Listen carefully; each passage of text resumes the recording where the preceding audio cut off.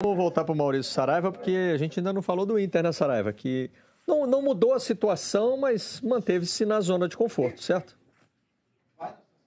Ele agora tem, Barreto, 5 pontos em relação ao quinto colocado, que é o Juventude, o também gaúcho Juventude. O Internacional já tem uma diferença de pontos em que, mesmo perdendo a próxima rodada contra o ABC lá em Natal, ele ainda assim não sairia do G4. Mas nem é nisso que o torcedor do Internacional mais pensa a essa altura, e sim na evolução que o seu time vai mostrando. Chegou a 4 vitórias consecutivas, sendo essa última com Londrina, contemplando a semana de treinamentos de uma outra forma. Nas vezes anteriores, o Inter teve bom desempenho e bom resultado. Desta vez contra o Londrina, o Inter jogou menos do que nas outras 3 vezes. Mas aí fez muita diferença a semana cheia de treinamentos que ele teve, porque todos os gols do Internacional foram de bola parada. E é certo que a bola parada não é um acidente de percurso. Treinadores treinam exaustivamente a bola parada. Tanto na cobrança de falta do D'Alessandro, que deu no gol do Cuesta, como nas outras 2 cobranças de escanteio do Camilo, nos 2 gols de cabeça do Klaus. Então, a semana de trabalho dessa vez não valeu para o Inter jogar bom futebol com bola rolando, mas valeu porque foi treinado uma jogada de bola parada que lhe deu a vitória. Foram 3 gols nessa modalidade. E uma discussão que começa a acontecer e deve mesmo avançar é a respeito de D'Alessandro Camilo.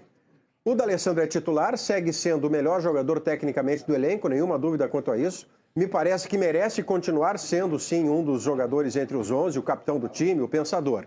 A diferença é que agora o Inter tem uma peça de reposição que faz com que o D'Alessandro não deva começar 10 partidas consecutivas da Série B. 3 dessas 10 pode começar o Camilo e o D'Alessandro ficar no banco de reservas. E isso não será um desmerecimento ao D'Alessandro, nem o início de uma transição para tirá-lo do time. É para preservá-lo e ele poder jogar o melhor futebol que ele pode a essa altura do campeonato. Essa é uma discussão que vai causar muita paixão por aqui, porque há colorados que vão entender que, de fato, o D'Alessandro precisa ser preservado porque já não joga em alta performance de terça a sábado, mas outros tantos colorados vão achar que é um insulto, que é um ultraje imaginar tirar o D'Alessandro para o Camilo ser titular e o D'Alessandro sentar no banco. Como o Guto Ferreira não vai tomar decisões apaixonadas e sim em cima de racional, de sensatez, isto é uma coisa que deve acontecer. E aí eu estou dando a minha opinião. O D'Alessandro é titular? Sim, mas ele não é mais titular de 10 em 10 jogos. 3 desses jogos, por exemplo, ele pode ficar no banco para jogar o Camilo, que toda vez que entra, dá a resposta. Acabou de acontecer no sábado contra o Londrina. Só um parênteses, me permita aqui. Claro. Com relação ao negócio de calendário que a gente estava falando, eu fui buscar o exemplo do Real Madrid, só para ficar na questão da Europa, que foi o time que avançou mais longe, foi campeão do mundo. Com a final do Mundial, diante do Kashima, foram 60 jogos do Real Madrid. O limite jogos... é 65. Se você ganha a 60 Copa do Rei na cravados. Espanha... Os clubes brasileiros vão bater em outubro, já estão batendo. Não, o Grêmio fez 50 ontem. Claro, se você somasse mais 20 do campeonato de Madrid, É isso. ele jogaria 80. Campeonato de Castilla e León, né? Real Madrid, Toledo. Vamos lá. Só para fechar com o Maurício Saraiva, não deixa de ser interessante que o Camilo tenha começado a se sentir desconfortável no Botafogo com a contratação do Montijo, né? Sim. Que é um jogador que chegou para ocupar um espaço de destaque, mas que não tem, né, aquela mesma pegada física, obriga a uma mudança de padrão. Depois disso, o Montijo já foi embora.